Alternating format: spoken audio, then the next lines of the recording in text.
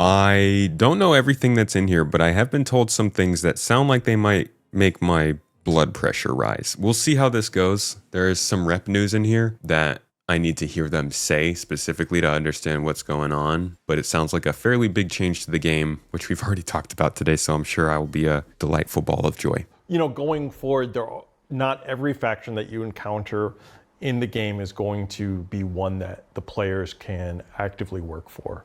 And there are these purely hostile factions, and we need them from gameplay reasons. Is that as the reputation system slowly evolves, we want a similar experience for players who always can arrive in a location and have someone to attack or who is attacking them without having to worry about how the reputation system is going to change how they behave or the dialogue lines, because there's a high cost with that. We do want to have some reputation-based gameplay where the player's alignment will affect the outcome or how they experience these things. Yes. But that's going to be much more controlled. It has to be within reason.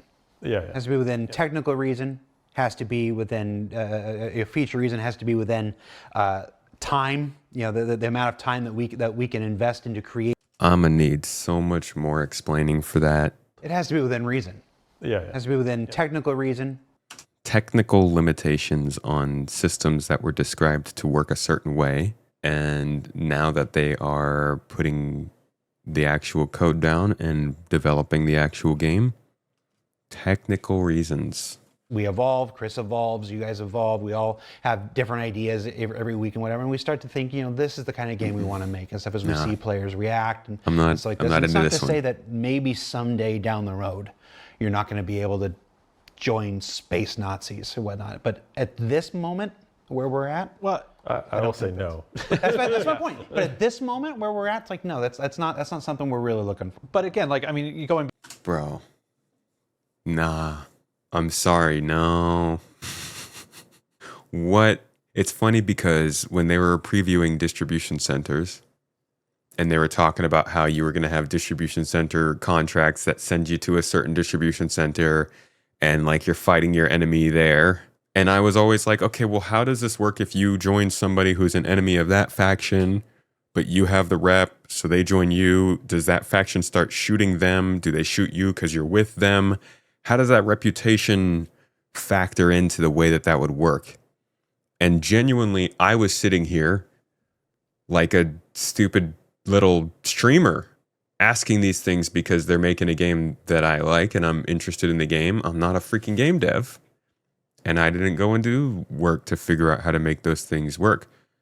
But I'm genuinely surprised that they went and asked those same questions and I guess just came back with the solution of, we'll just have to limit reputation. I want to hear more.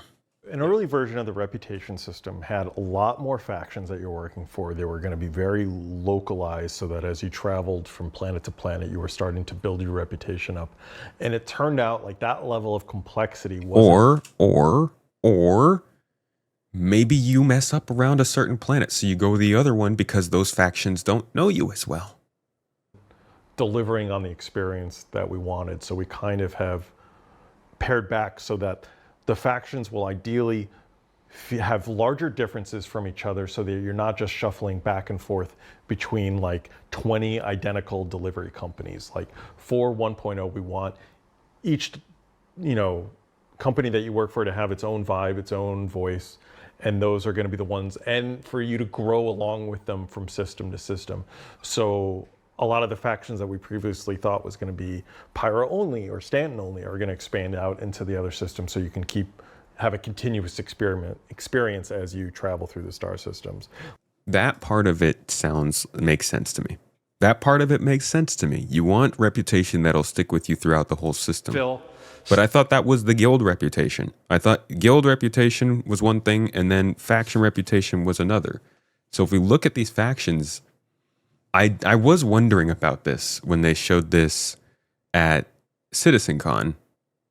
There were no planetary factions on here. And I thought it was a little bit weird, but Eckhart Security is there. And really, it was just the Eckhart Security that I recognized. North Rock Security was there, and we knew that those handled some local security. So I get that. the what I'm worried about here is how many factions are they taking away? They're talking about just limiting it back from factions and taking away the locality of those factions.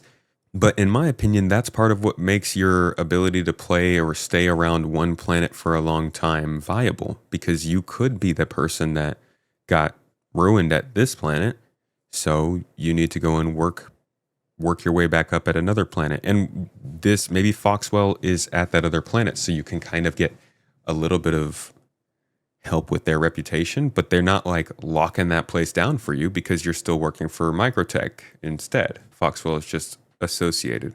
I'm not going to say this, like, it really depends on how much they limit the factions. But from what they're saying, this really takes away from some of that localized gameplay and consequence that you would get. I don't know. This frustrates me, but I'm going to, I still want to see where it goes. I know there's not going to be any follow-up on this for a while.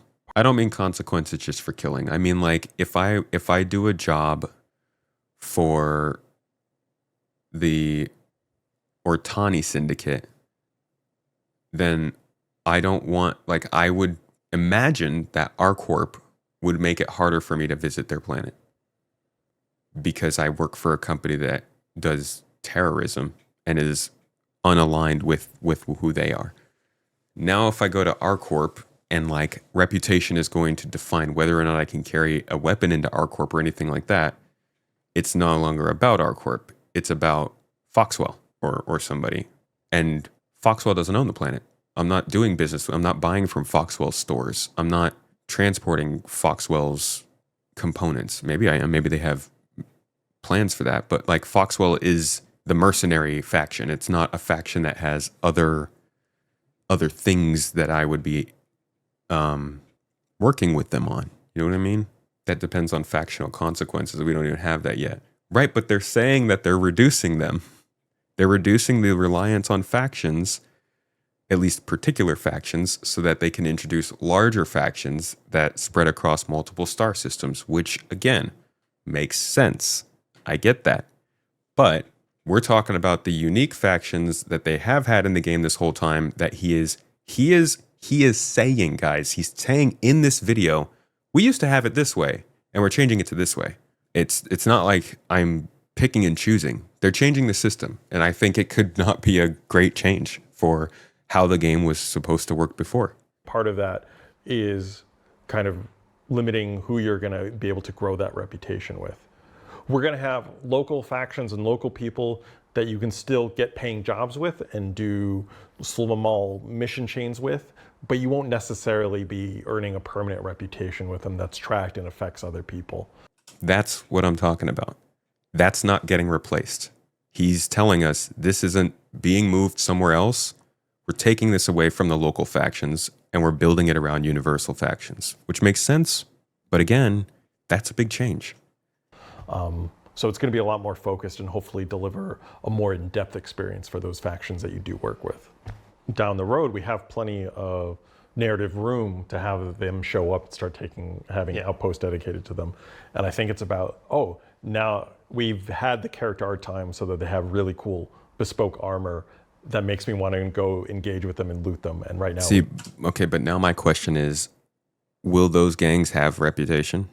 Will the Drop Kings or what's the other one? The Overlords? The Overlords are like 8 people. It's like an 8-person faction in Pyro. Will they even have reputation? Or are they just kind of going to align with whether we have, like, are they just always...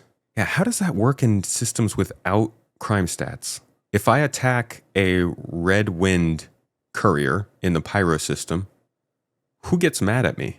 Because if Red Wind doesn't have the reputation that defines how they're going to react, would it affect Foxwell's reputation? Don't think anyone gets mad at you? Oh, that would be that would be the worst. You could just murder people indiscriminately and like nothing ever happens. So we're going to slowly start changing towards them being more local factions where you can work for them and earn money for them sometimes, but not necessarily keep a long-term reputation with them. Wasn't that the whole point, though? I thought that was like such hold on. What is going on? something unique to your group of friends table. You might have a reputation with a certain organization at a high level that your other friends don't, and you've maybe done a little bit of extra work to maintain that, get that up there, etc. And as a result, you're able to bring in something cool like a mission that normally they wouldn't be able to do. Plus, everybody likes bragging rights. We all know that you're going to be putting up screenshots on the subreddit or whatever saying, look at all these reputations I have at max, look at what I'm able to maintain, all that. We're darn excited about how that's going to play out potentially. Super excited.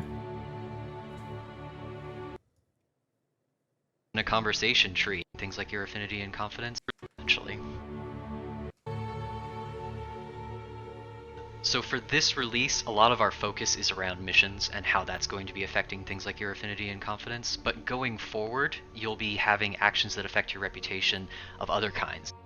So that's going to be things like a mission giver where you might push them, but it also could be like if you shoot at them, or if you shove one of their friends, or if you talk to them in the wrong way, if you choose a bad choice in a conversation tree. It could be any number of things. We even have talked about some fun stuff where, like, Konstantin Herson, for instance, is a bit of a snob. You walk in wearing a bad coat or like some weird clothes, he might think less of you. You can also key it off of things like when you happen to raid a ship that is controlled by maybe Crusader security.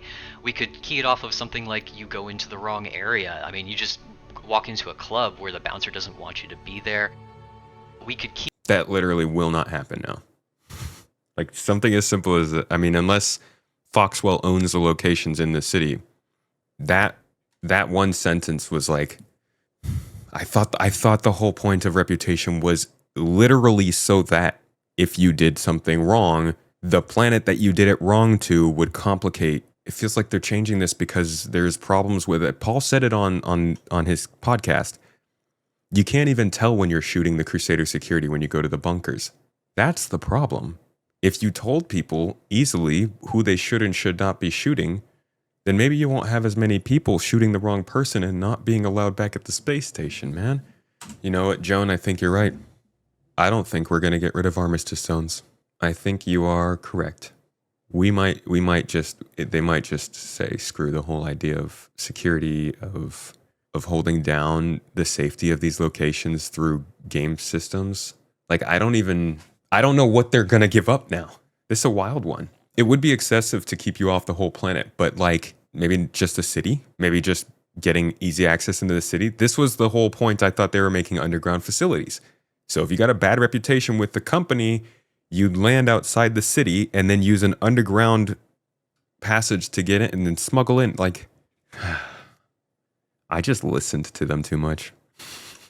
As you progress to different systems, again at CitizenCon we revealed the first 5 systems. After Pyro is Nyx, after Nyx is Castra. I remember that right? Yeah. And then after Castra, Terra. So a relationship with Crusader when you're in Castra doesn't necessarily make a whole lot of sense, but Foxwell is somebody that you can build a relationship with and they can take with you. That doesn't justify not having Crusader security. That was one of the one of the earlier ideas was like, oh, you're going to have to rebuild your reputation. And we kind of decided that's not what we're gearing for. So we want that reputation to have continuation across systems. So yeah, you start working in Foxwell in the Stand system and you'll be able to continue working for them in Castra and Terra and stuff like that until you graduate up to a higher tier of security company who wants to work with you now. So. Okay. See, now I'm thinking to myself, okay, so there's a higher tier of security. Is that higher tier of security in Stanton? Are they eventually going to just say that every player that enters Star Citizen can access that higher security faction? Because, well, it's not fun to limit players from not having that stuff. It'll make the players have too much trouble with the game. How easy do we need to make everything for players? I'm sorry, this one gets to me. Reputation's really freaking crucial for this game. Astromonkey asked in chat, if you're the only one who plays the game, you don't really care what the devs are saying, you're not the only one. I think the majority of people are like you. Most people aren't actually caring that much about these things. They just want the game to be built. Sacrifices that need to be made. I have a video coming out about this within the next week. It's a supporter exclusive. It's going public. And the whole thing is about the compromises that CIG continues to make to ship this game. And a lot of people just want them to get the game complete. And if this is what has to be done to do that, they'll say, yeah, do it. And I don't know. I got to think about that. I gotta really think about that some more and talk about it, I guess, and just like feel it out, because it's a weird change. It's a weird change, and I know it can work for the game that they're designing. It's just such a stark change from the game that they were designing before, especially because this is a feature that was already in the game. And they're removing it because they felt, well, they say they felt like it was confusing players, but it sounds more like it was technical, like Jared said, and that it's just too complicated to have a bunch of factions with different reps that might or might not matter in certain locations. But again, I'll have to continue looking at that, dwelling on it, and seeing how it goes.